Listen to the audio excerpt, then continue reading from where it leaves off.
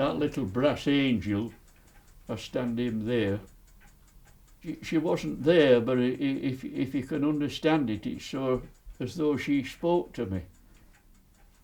I mean, I'm not psychic, but it's as though you can get a message, we'll say. Go and buy that. That were from a funeral director's in Germany, and I just stand it there. It's been there ever since.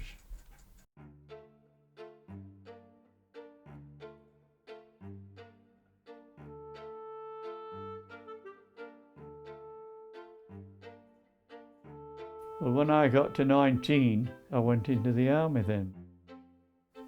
It was 1947, 48, might have been 48. I did my 6 weeks down at Lincoln.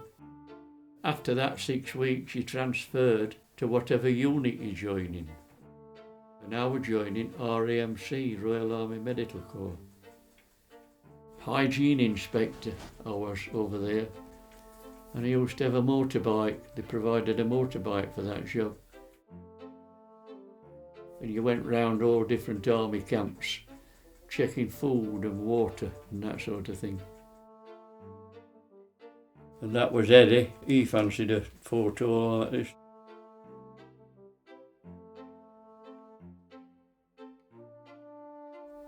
And I met Karla at this MI room, medical inspection room. She worked there. I think she was a cleaner at the time.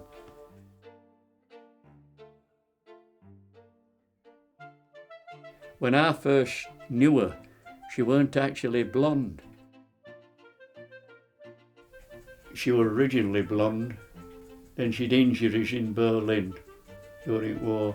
That turned her hair a different colour, but gradually she came back to be blonde. I think it was April 1948. We were married in Lüneburg, next town to theirs. Their town was Uelzen, Uelzen. Well, I could have stayed there. I could have probably got a job there while I was in the army. But it probably a job to have found a house. I mean, everything were all in ruins.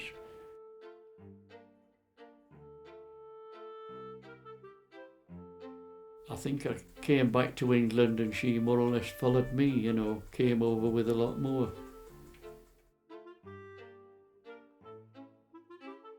It wasn't easy living with my mother. Karla was German and that were it. My father were all right, but she was sort of against Germans. Whether she got that off her mother, I don't know. Our doctor, he was a Jew. That was Dr. Lynn. He says to her one day, he says, when you come up, Karla, he says, come last. We'll sit and have a chat. And she did that. And she sat down with him. And I think they were there a good hour, perhaps hour and a half. And they were talking about Germany all the time, and Jews and this, that and other. But there was no hate. There was nothing as regards hatred or bitterness, no. I think it's only natural for anybody, perhaps, to fancy having children, I says, but Sheed Manford, we brought him across. He got on quite well, he'd all his pals, and they used to come to the house, and that was Manford.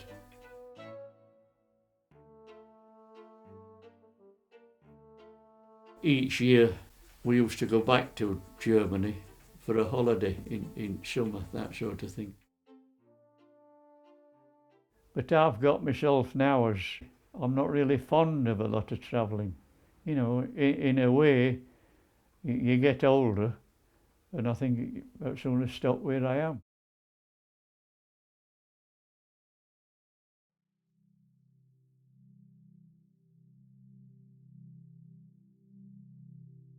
Years pass on and things alter, and there you are.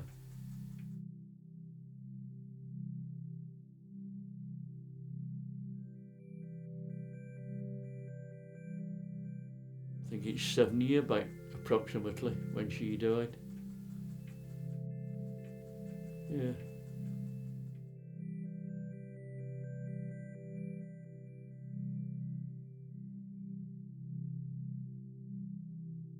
That's in cemetery in Germany, that. Karla's ashes are there, Manford's ashes are there.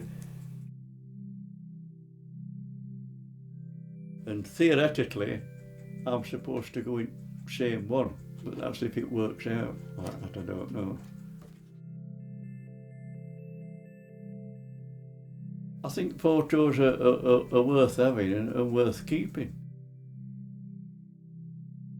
I'm getting on now, I'm not young, and I'm forgetful.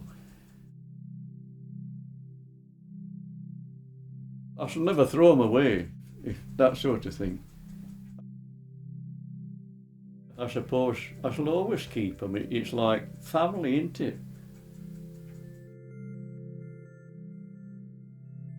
Well, there's Karla's photos, you see them up on the wall. Sometimes I'll just speak to her, say, well, I'm going to bed, that sort of thing now.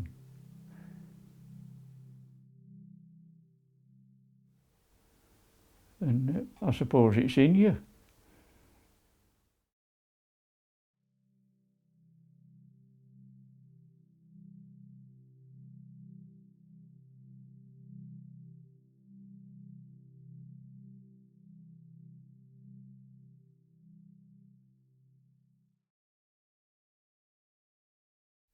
Edelweiss. Have you heard of Edelweiss? And it goes Edelweiss, Edelweiss. And I don't know the next line in words. Dee, dee, dee, dee, dee, dee, dee. So it goes. I've got them. They're flowers, and I've put one in my photo and one in Karla's. Because they've been in years now, they're pressed and that's it.